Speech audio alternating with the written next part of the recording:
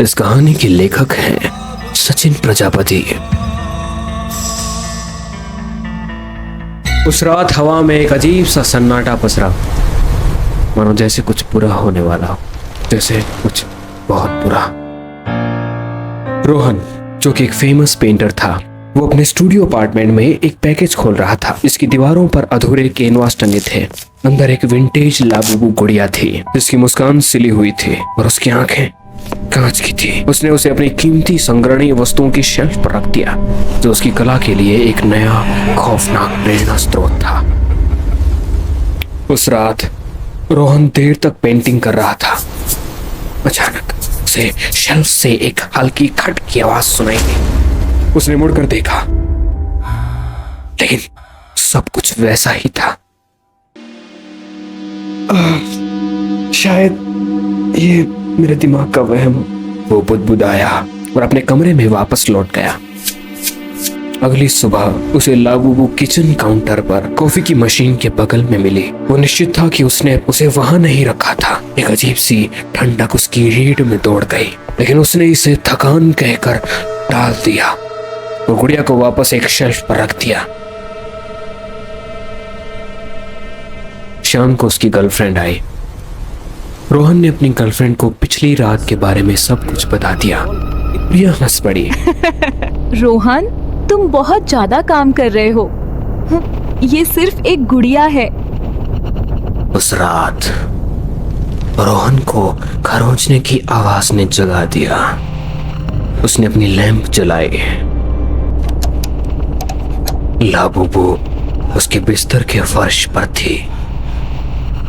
उसकी कांच जैसी आंखें सीधा उसे घूर रही थी। कमरे में हवा ठंडी और भारी लग रही थी। अगले दिन उसने गुड़िया पर नजर रखने के लिए एक कैमरा लगाया। जब उसने फुटेज देखी तो उसके रोंगटे खड़े हो गए। जिस समय गुड़िया हिली होगी, उस दौरान के कई घंटों की रिकॉर्डिंग सिर्फ खराब वीडियो में बदल गई।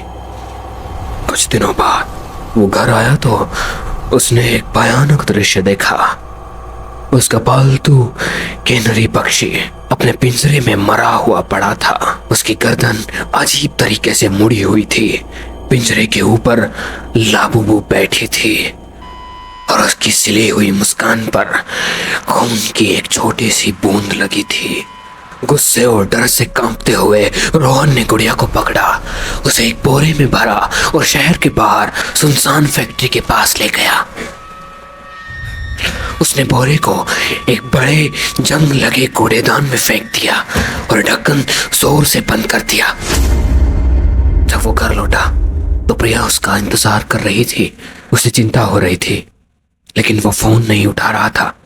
उसने उसे सब कुछ बताने की कोशिश की, लेकिन उसकी बातें पागलों जैसी लग रही थी। वो गुड़िया, उसने मेरी कैनरी को मार दिया। मुझे उसे फेंकना पड़ा। उस रात लिविंग रूम से एक जोरदार धमाके ने उन दोनों को जगा दिया। वो देखने गए। सामने का दरवाजा खुला था और फर्श के बीच में लाबूबू बैठी थी, गंदगी से सनी हुई, और उसका एक कान फटा हुआ था। प्रिया चीख पड़ी। गुड़िया का सर धीरे धीरे आवाज की ओर घूमा।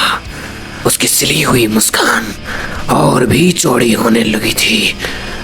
रोहन ने प्रिया को पकड़ा और उसे बेडरूम में वापस खींच लिया और दरवाजे को एक भारी कुर्सी से बंद कर दिया। उन्हें बेडरूम के दरवाजे पर खरोंचने की आवाजें सुनाई दी। फिर एक पतली कर्कश आवाज ने उन्हें फुसफुसाया, रोहन बाहर आओ। प्रिया को अब रोहन की बातों पर विश्वास हो गया था। रोहन ने हताश होकर गुड़िया के बारे में ऑनलाइन खोज शुरू की। उसे एक डार्क वेब पर लाबूबू के बारे में एक पोस्ट मिली जो कई भयानक दुर्घटनाओं से जुड़ी थी। पिछले मालिक के टुकड़े टुकड़े कर दिए गए थे। उसे एहसास हुआ कि वो इसे फेंक नहीं सकता, उसे इसे नष्ट करना होगा। उसने अपने टूल बॉक्स से एक भारी हथौड़ा निकाला उसने प्रिया को कहा, तुम मैं इसे फेंक नहीं सकता, इसे खत्म करना होगा। बेडरूम में ही रहना। उसकी आवाज कांप रही थी। वो लिविंग रूम में गया। गुड़िया गायब थी। अचानक उस पर छत के पंखे से कंधों पर कूद पड़ी और अपनी छोटी कठोर उंगलियों से उसके चेहरे को नोचने लगी। उसने गुड़िया को फेंक दिया। वो जमीन पर गिर पड़ी और किचन की ओर भागी। रोहन हथौड़ा उठाए उसके पीछे गया। उसने उसे काउंटर पर देखा। वो एक बड़ा किचन का चाकू पकड़े हुए थी जो लगभग गुड़िया जितना ही बड़ा था। गुड़िया चाकू लेकर उस पर झपटी। वो बचकर हटा और हथौड़े से गुड़िया के हाथ पर वार किया, जिससे प्लास्टिक टूट गया। लेकिन टूटा हुआ हाथ अभी भी चाकू को घसीट रहा था। उसने उसे बार बार तब तक मारा जब तक टुकड़ों में गुड़िया बिखर नहीं गई। लिविंग रूम तहस नहस हो गया था। रोहन ने सारे टुकड़ों को इकट्ठा किया। बाहर एक धातु के कूड़ेदान में ले गया।